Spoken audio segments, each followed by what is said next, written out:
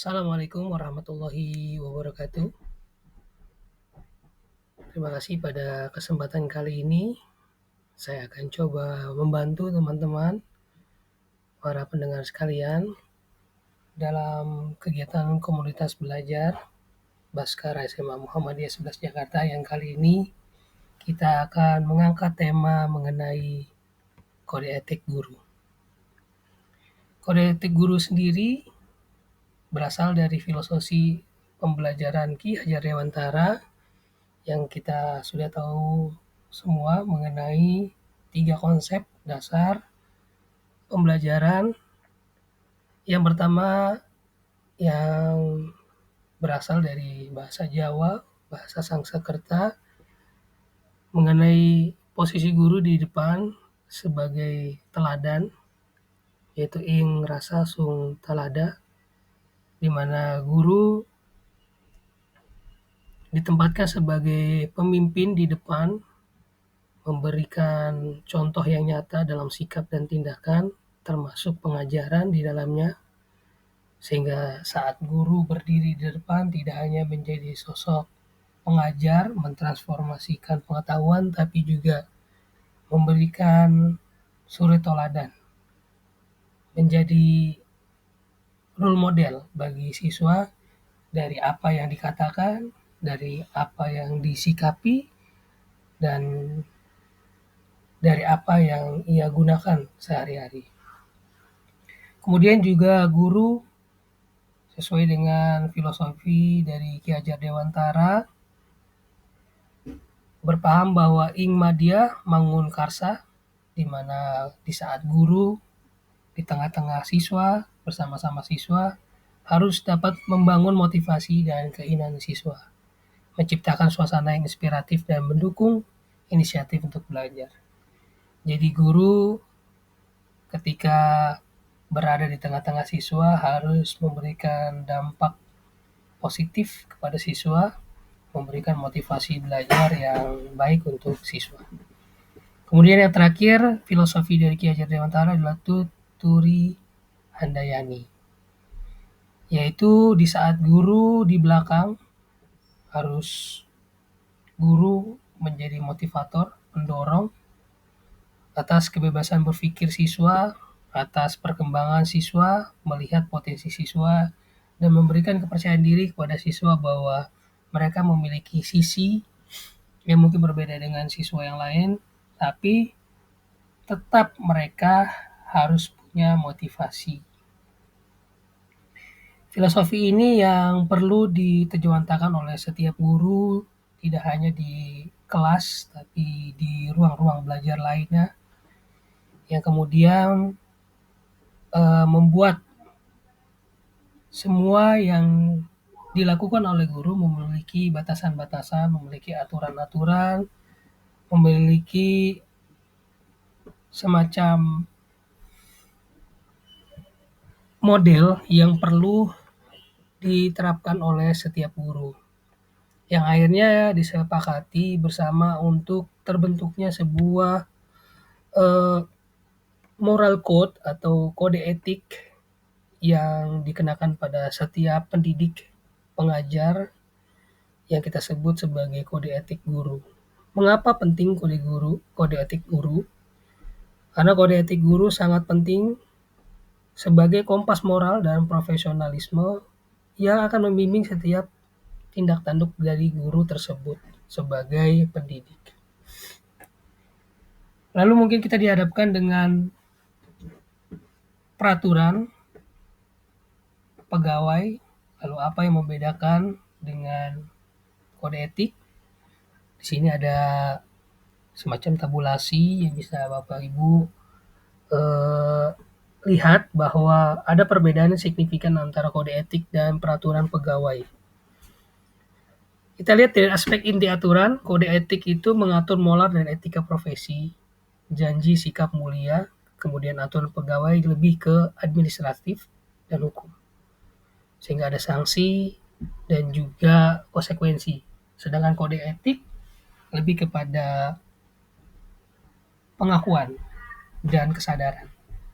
Lalu dari aspek dibuatnya, Kode etik biasanya dikeluarkan oleh organisasi profesi seperti PGRI, kemudian kalau aturan pegawai sendiri dikeluarkan oleh instansi dan dalam hal ini mungkin pemerintah, yayasan.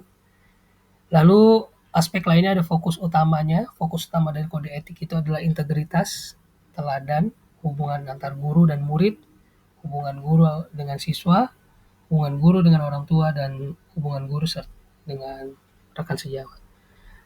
Sedangkan fokus utama dari aturan pegawai adalah manajemen, jam kerja, prosedur, gaji, cuti, dan lain-lain.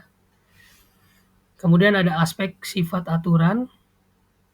Ini berkaitan dengan kode etik itu normatif, artinya sifatnya normatif, sedangkan aturan pegawai prosedural dan konkret. Yang terakhir, bagaimana dengan sanksi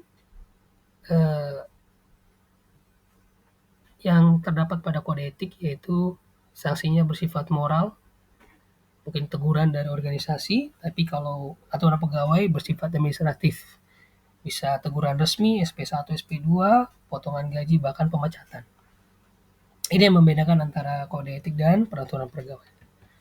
Lalu, apa itu kode etik guru? Kode etik guru menurut Carol Ann Tamslin dan Judith Wertel, yang pertama adalah etika terhadap ilmu pengetahuan.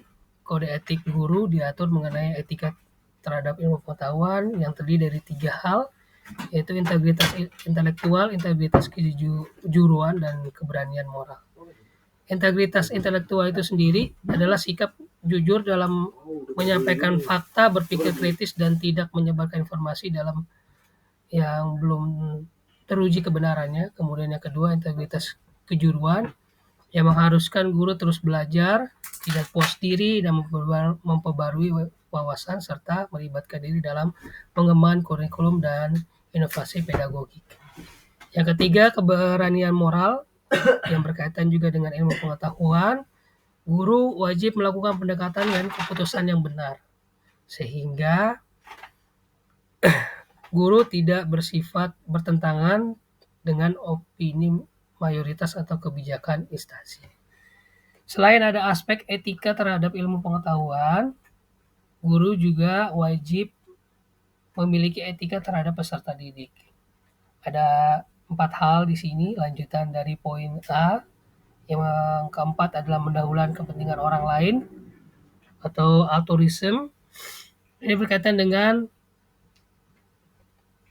guru harus menyediakan waktu yang lebih, tenaga, dan perhatian untuk memastikan siswa tumbuh secara optimal. Kemudian nomor 5, tidak berpihak, artinya impartiality, di mana guru harus bersikap adil dan tidak memihak. Sikap diskriminatif itu sangat mengganggu kode etik guru.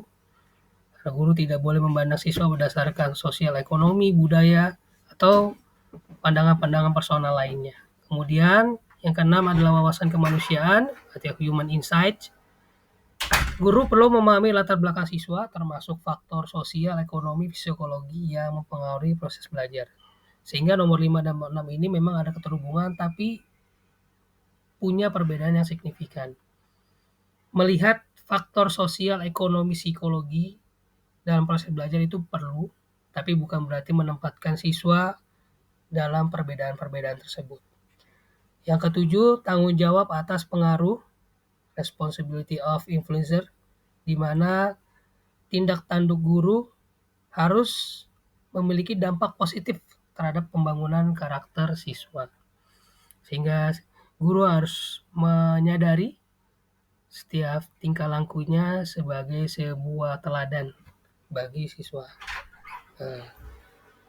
Kemudian yang terakhir yaitu etika terhadap profesi dan rekan sejawat, di mana nomor 8, guru harus rendah hati atau humanity, di mana guru harus memiliki sifat yang reflektif dan terus belajar dari pengalaman, tidak hanya pengalaman dirinya, juga pengalaman orang lain, mendengarkan rekan sejawat yang mungkin jauh lebih punya pengalaman untuk bisa diambil menjadi pembelajaran. Itu adalah sifat kerendahan dari kode etik guru menurut Tomlinson dan Little.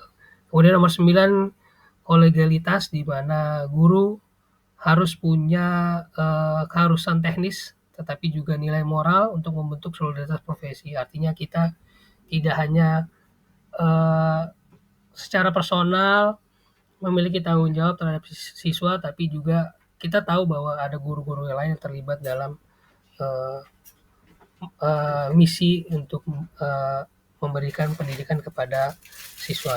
Kemudian kemitraan di mana, guru harus memiliki, koneksi, memiliki hubungan baik, tidak hanya dengan siswa, orang tua juga bahkan rekan kerja, dan hal-hal lainnya. Yang terakhir adalah tanggung jawab dan aspirasi profesi. Guru perlu menjaga martabat dan citra profesi dengan terus berkontribusi dalam pengembangan kebijakan, aktif di organisasi profesi, dan terlibat dalam diskusi publik yang konstruktif. Dari kode etik ini kita melihat bahwa ada keharusan guru untuk bisa mengimplementasikannya dalam kehidupan berpendidikan sehari-hari, dan ada hal-hal yang perlu diperhatikan untuk tidak dilanggar oleh guru, yaitu pertama pelanggaran terhadap peserta didik, yang kedua kemudian orang tua, masyarakat, dan kemudian rekan sejawat, dan terhadap lembaga atau instansi. Yang berkaitan dengan pendidik, peserta didik, kita sebisanya mungkin tidak melakukan kekerasan fisik dan psikis, melakukan diskriminasi, eksploitasi, pelecehan seksual, pembocoran rahasia siswa, dan tidak memberikan pembelajaran yang tidak layak. Itu yang berkaitan dengan pelanggaran terhadap peserta didik, kemudian pelanggaran terhadap orang tua, berbicara kasar dan tidak sopan, tidak transparan dan terbuka, meminta imbalan yang tidak wajar, membangun jaringan bisnis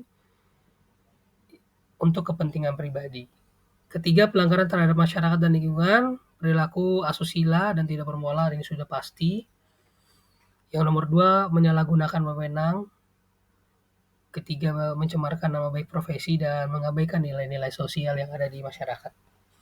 Kemudian yang keempat, pelanggaran terhadap sesama rekan kerja, yaitu mencemarkan nama baik rekan kerja, memfitnah, tidak kooperatif, mengakui pekerjaan orang lain sebagai pekerjaannya sendiri, kemudian tidak profesional dalam berdiskusi. Yang terakhir, pelanggaran terhadap lembaga dan instansi serta pemerintah. Dalam hal ini, penyalahgunaan fasilitas demi kepentingan pribadi, adanya korupsi, kolusi, dan nepotisme atau KKN, dan melanggar peraturan disiplin pegawai serta tidak menjaga kerahasiaan lembaga dan instansi. Dan semua itu bagian dari kode etik guru yang akan kita refleksikan bersama-sama pada kali ini.